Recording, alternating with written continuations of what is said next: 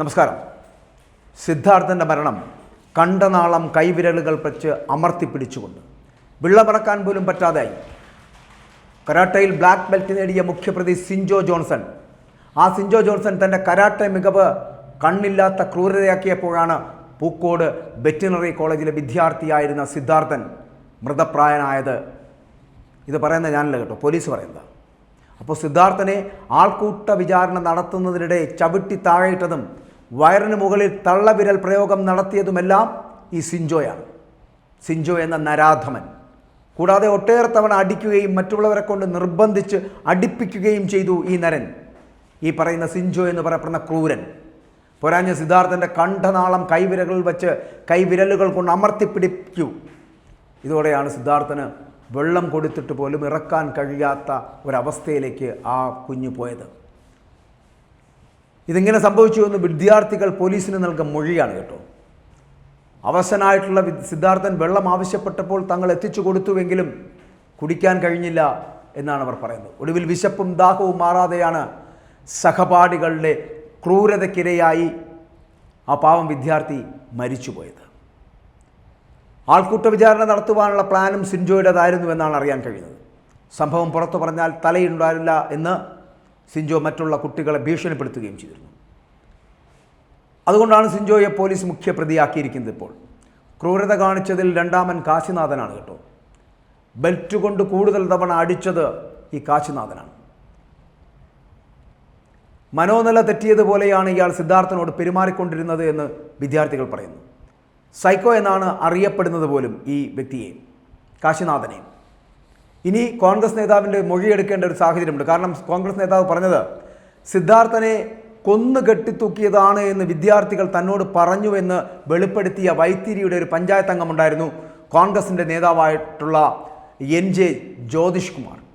ആ ജ്യോതിഷ് കുമാറിൻ്റെ മൊഴി കൂടി ഇനി പോലീസ് എടുക്കേണ്ടതുണ്ട്, രേഖപ്പെടുത്തേണ്ടതുണ്ട്. കാരണം വിദ്യാർത്ഥികൾ പറഞ്ഞു എന്ന് പറയപ്പെടുന്ന ഭാഗം, സിദ്ധാർത്ഥനെ കൊലപ്പെടുത്തി കെട്ടിത്തൂക്കിയ ശേഷം 2 SFIക്കാർ അകത്ത് കയറി വാതിൽ അടച്ച ശേഷം പുറത്തു നിന്ന 5 പേർ, ആ പുറത്തു നിന്ന 5 പേർ വാതിൽ ചവിട്ടി പൊളിക്കുകയായിരുന്നുവെന്നാണ് ജ്യോതിഷ് കുമാർ ഒരു ന്യൂസ് പോർട്ടൽ നൽകിയ ഒരു സംഭാഷണത്തിൽ പറഞ്ഞത്.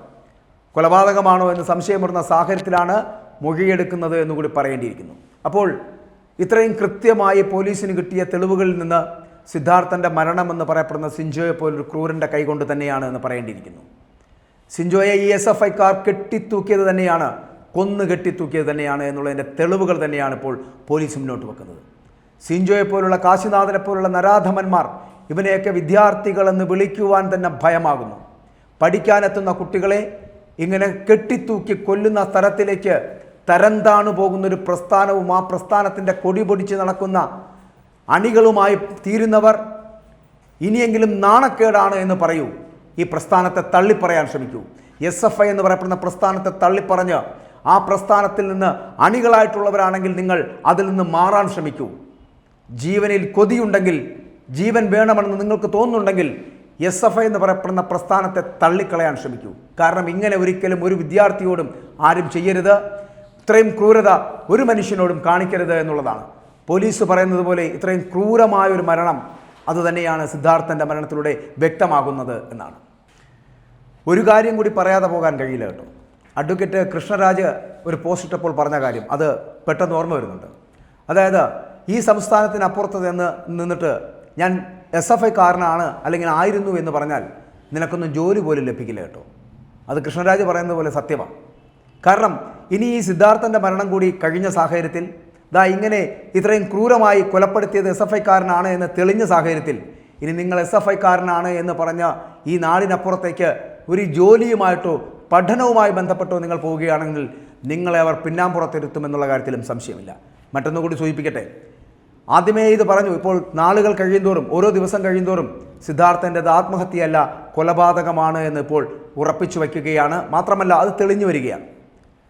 മൃതപ്രായനായി കിടന്ന ഒരാൾ എങ്ങനെയാണ് എഴുന്നേറ്റ് ചെന്ന് കയറെടുത്ത് അല്ലെങ്കിൽ മുണ്ടുമുറുക്കി കഴുത്തിൽ കെട്ടി ആത്മഹത്യ ചെയ്യുക എന്നുള്ളത് ഒന്ന് കാണിച്ചു തരണം ഈ SFIക്കാരന്മാർ. അപ്പോൾ സംഭവിച്ചത് മറ്റൊന്നാണ്. ഇത്രയും മൃതപ്രായനാക്കിയപ്പോൾ തന്നെ ആ വിദ്യാർത്ഥി മരണമടഞ്ഞു കാണണം. ആ മരണമടഞ്ഞ കുട്ടിയെയാണ് ആ ശൗചാലയത്തിലേക്ക് കൊണ്ടുപോയി കെട്ടിത്തൂക്കിയത് ഈ നരാധമന്മാർ, SFIയുടെ അണികൾ. അതുകൊണ്ട് കൊന്നതിവന്മാർ തന്നെയാണ്. സിദ്ധാർത്ഥനെ കൊന്ന് കെട്ടിത്തൂക്കുകയായിരുന്നു എന്നുള്ളതിൻ്റെ ഏറ്റവും വലിയ തെളിവാണ് സിഞ്ചയെക്കുറിച്ച് പോലീസ് പറഞ്ഞ ഈ മൊഴികൾ. ഇതുമാത്രം നമ്മളൊന്ന് ശ്രദ്ധിച്ചാൽ മതി. ഇത് കൊലപാതകമാണ് എന്നറിയാം.